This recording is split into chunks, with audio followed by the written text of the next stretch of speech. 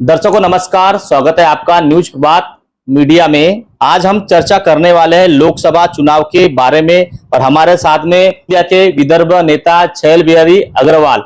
उनसे हम लोग पहला सवाल करना चाहेंगे। लोकसभा के सभी चरणों का आज जो मतदान संपन्न हुआ, जैसे कि अब मतदान जो है हो गया है, अब रुझान को लेकर सभी लोग जो है अपनी अपनी बात रख रहे हैं। कोई कहता है 400 पार, कोई कहता है तड़ी पार। देखना यह बाकी होगा कि 4 जून को कैसे रुझान आते हैं। इस पर क्या बोलेंगे आप? 7 चरणों में चुनाव संपन्न हो गया है। देश में नरेंद्र मोदी जी के नेतृत्व में भारतीय जनता पार्टी की सरकार बनेगी, लेकिन महाराष्ट्र में काफी नुकसान हो रहा है भारतीय जनता पार्टी को।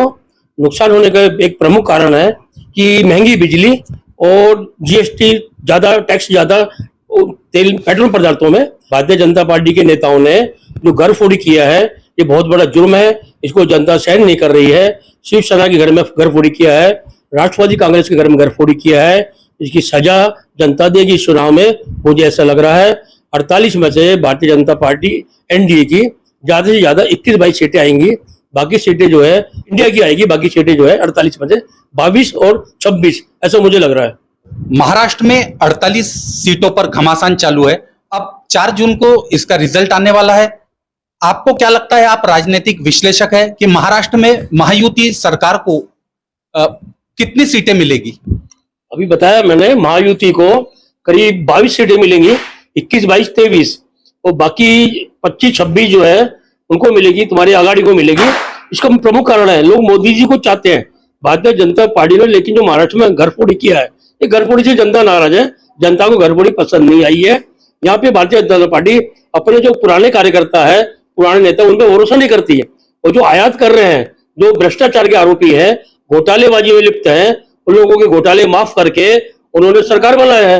ये जनता पसंद नहीं कर रही है। इसका खामियाजा भारतीय जनता पार्टी को इस लोकसभा चुनाव में उठाना पड़ेगा और विधानसभा चुनाव में भी उठाना पड़ेगा। भंडारा गोंदिया लोकसभा का चुनाव में जो है 2 नेताओं की जो है प्रतिष्ठा जो है दांव पर लगी है। उस बारे में क्या कहेंगे? गोंदिया भंडारा से कौन होगा विजयी? कोई नेताओं की प्रतिष्ठा नहीं है। ये चुनाव जनता और नेताओं के बीच में है। कोई किसी नेता की प्रतिष्ठा दांव में नहीं है, जनता की प्रतिष्ठा दांव में है। जनता चाहती है यहाँ पे कि परिवर्तन हो, मुझे ऐसा लग रहा है। जैसे कि गोंदिया में हमने देखा, आपको विदर्भवादी नेता के नाम से जानते हैं। शुरुआत में काफी साल पहले हमने देखा कि आपके विदर्भ के बारे में आंदोलन काफी तेज हुआ करते थे। आजकल आपके आंदोलन कम हो रहे, क्या कारण है इसका? हम लोग भी थक चुके हैं और कार्यकर्ता भी थक चुके हैं। जनता उदासीन है। जनता विदर्भ चाहती है, लेकिन विदर्भ के नेताओं पे भरोसा नहीं करती। जो भी विदर्भ के नेता आता है, अपना लोकप्रिय होता है, उसको भारतीय जनता पार्टी लपक लेती है, राज्यपाल बना देती है, सांसद बना देती है, मंत्री बना देती है। उस तरह विदर्भ का आंदोलन विदर्भ के नेता ही कुचल रहे हैं। यानी विदर्भ तो बनेगा, लेकिन ऐसे नहीं बनेगा, आंदोलन से नहीं बनेगा, अपनी मर्जी से बनेगा। अभी जो मेरे को ऐसा लग रहा है, इनकी जो दुर्गति होंगी लोकसभा चुनाव में, 10 में से इनकी सीटें आएंगी ज्यादा से ज्यादा 4 या 5, तो इनको विदर्भ बनाना पड़ेगा और विधानसभा चुनाव के पहले विदर्भ बन सकता है, मुझे ऐसा लग रहा है। यदि हम अलग विदर्भ की मांग करते हैं तो विदर्भ में विदर्भ वासियों का क्या विकास होगा, ऐसा आप बताते हैं? सबसे बड़ा यहाँ तो बिजली है। विदर्भ में जो बिजली होती है, वो बिजली से पूरा महाराष्ट्र जगमगा रहा है। कर्नाटक को बिजली जाती है। विदर्भ भी तो सक्षम है कि यहाँ बिजली सस्ती हो जाएगी। अगर बिजली सस्ती हो गई, आज हमारे विदर्भ में 7 रुपए यूनिट है, छत्तीसगढ़ में 2.5-3 रुपया है, मध्य प्रदेश में 2.5-3 रुपया है। तो हमारे उद्योग धंधे पूरे बर्बाद हो गए हैं। बिजली सस्ती मिलेगी, हमारे उद्योग धंधे चलेंगे, फलेंगे फूलेंगे, व्यापार चलेगा। ताकि दूसरा जो राजधानी बनेगी नागपुर, राजधानी बनाने के लिए हजारों करोड़ रुपया केंद्र सरकार देती है नियम से। तो हमारे यहाँ विधानसभा तैयार है, हमारे यहाँ मंत्रालय तैयार है। तो हमारे जो रुपया केंद्र से आएगा पृथक विदर्भ बनाने के लिए, राजधानी बनाने के लिए, वो रुपया विकास कार्यों में लगाया जाएगा। अच्छा ये बताओ, सांसद का जिस समय चुनाव था, गोंदिया भंडारा का टिकट देने की बारी थी, उस समय जो है पिछले जो सांसद थे सुनील मेंढे, उनको ही टिकट दी गई। उसमें काफी जो बीजेपी के कार्यकर्ता नाराज दिखाई दे रहे थे। इस बार अगर सांसद सुनील मेंढे फिर से जीतते हैं, तो क्या गोंदिया भंडारा जिले का लोगों में चर्चा है कि जितना विकास नहीं हुआ, तो 5 साल में क्या जितना विकास करना चाहिए, लोगों की जो समस्या है, मांग है, जितना विकास होना चाहिए उतना विकास कर पाएंगे? क्या लगता है? असल में क्या है, सुनील मेंढे जी का 5 साल का जो कार्यकाल है, वो करीब 2.5-3 साल तो कोरोना में चले गया।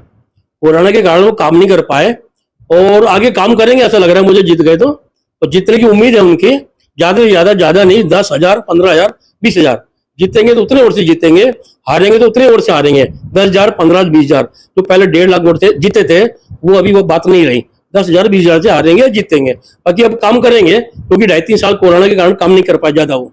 इसको जनता जीत माने कि हार माने, क्योंकि महायुति तैयार हुई तो उसमें राष्ट्रवादी, शिंदेगढ़, बीजेपी इनका जो गुट हुआ उसमें तो काफी जो कार्यकर्ता है मजबूती से काम किए, तो फिर इस बार 9-10 हजार अगर की जीत हुई तो इसको क्या जनता जीत माने कि हार माने, क्या लगता है? इन्होंने काम नहीं किए, कार्यकर्ताओं ने काम नहीं किए। निष्ठावान लोग घर में बैठे थे और जो बाहर से आए हैं उन्होंने ज्यादा से ज्यादा 25% लोगों ने काम किया है भारतीय जनता पार्टी के उम्मीदवार का, जो बाहर से आए नेता। नहीं तो सब वो हारने की सोच रहे थे, अरे ये हारेगा तो अगले बार हमको चांस मिलेगा, ये हारेगा तो हमको अगले बार चांस मिलेगा। तो कोई काम नहीं हुआ यहाँ पे, सिर्फ चुनाव हवा में चुनाव हो रहा था, हवाई चुनाव हो रहा था, कोई चुनाव जैसा लग ही नहीं रहा था। मेरे जैसे आदमी को नहीं पूछा, मैं जनसंघ के जमाने का आदमी हूँ, मुझे किसी ने नहीं पूछा भैया निकलो काम करो संभालो चुनाव, मेरे को नहीं पूछा तो बाकी लोगों को क्या पूछेंगे ये लोग।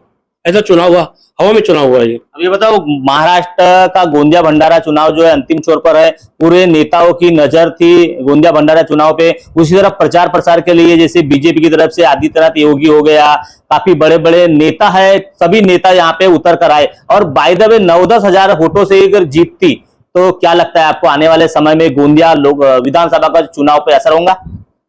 जनता को कोई मतलब ही नहीं, नेता हारे जा रहे हैं। जनता जो आती है 75% जनता पैसा लेके आती है, 500 रुपया, 300 रुपया, खाने का डिब्बा, कार, बस, उससे जनता आती है। 20-25% लोग स्वेच्छा से आते हैं, बाकी बुलाया जाता है। हर चुनाव में मैं देखता हूँ। रहा सवाल विधानसभा का, अगर विधानसभा में भारतीय जनता पार्टी नितिन गडकरी के नेतृत्व में चुनाव लड़े तो फतेह होगी, 2 सीटें आएंगी। वरना तो ऐसे ही लड़े, राका, शिवसेना, शिंदे गुट, बीजेपी ऐसे लड़े तो इनकी सीटें 120 के ऊपर नहीं आ सकती। अच्छा, अगर देश में बीजेपी की सत्ता आ गई तो इस बार जो है प्रधानमंत्री कौन होना चाहिए? कुछ लोगों का कहना है कि नितिन गडकरी ने प्रधानमंत्री होना चाहिए, लोगों की इच्छा है, इसके लिए क्या बोलेंगे आप?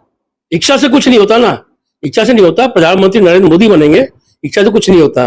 मैं चाहता हूं प्रधानमंत्री मोदी जी बने और गृह मंत्री योगी आदित्यनाथ बने, और जितने भी राज्य सरकारें हैं, जैसे केंद्र की पुलिस, केंद्र का जो प्रदेश है, केंद्र की दिल्ली है, जैसे चंडीगढ़ है, यहाँ पुलिस केंद्र सरकार के पास रहती है, वैसे पूरे राज्यों की पुलिस का प्रशासन केंद्र के पास रहे और योगी आदित्यनाथ गृह मंत्री बने तो देखना देश इतना बढ़िया हो जाएगा, मजबूत हो जाएगा, देश में अपराध खत्म हो जाएगा, भ्रष्टाचार खत्म हो जाएगा।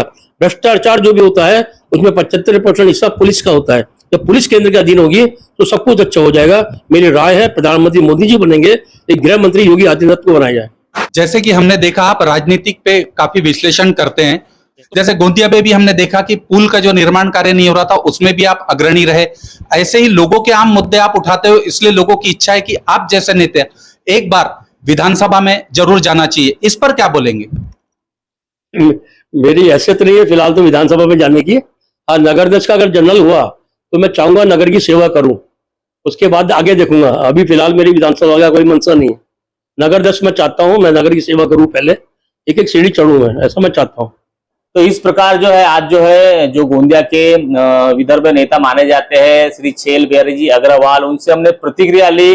आने वाले 4 जून को जो रिजल्ट घोषित होगा वो जो है रिजल्ट आपको भी दिखेगा, पर गोंदिया भंडारा का जो चुनाव है काफी महत्वपूर्ण माना गया है। काफी बड़े बड़े जो नेता है यहाँ प्रचार प्रसार के लिए आए थे। अब कितने वोटों से जो है बीजेपी के महायुति की तरफ से जो सांसद सुनील मेंढे मैदान में थे, उसी तरह जो है कांग्रेस पार्टी के महाविकास आघाड़ी की तरफ से डॉक्टर प्रशांत पडोले जो है मैदान में थे। कौन जीतता है ये 4 जून को आने वाला समय ही बताएगा कि किसकी विजय होती और क्या होता है। गोंदिया जिला जो है बेसब्री से इंतजार कर रहा है कि 4 जून कब आएंगी। दिल की धड़कनें भी बढ़ी हुई है, जो उम्मीदवार है उनकी दिल की धड़कनें भी बढ़ी हुई है, जो कार्यकर्ता है जिन्होंने रात दिन मेहनत की काम किए उनकी भी दिल की धड़कनें बढ़ी हुई है, और जिन्होंने जो है जनता ने अपना बहुमूल्य वोट देकर जो है उनको जिताने का प्रयास किया है, उनकी भी दिल की धड़कनें बढ़ी हुई कि अपने जो जिसको वोट दिए वो आएगा क्या नहीं आएगा, और आने के बाद जो है 5 साल तक जनता की सेवा करेगा क्या नहीं करेगा,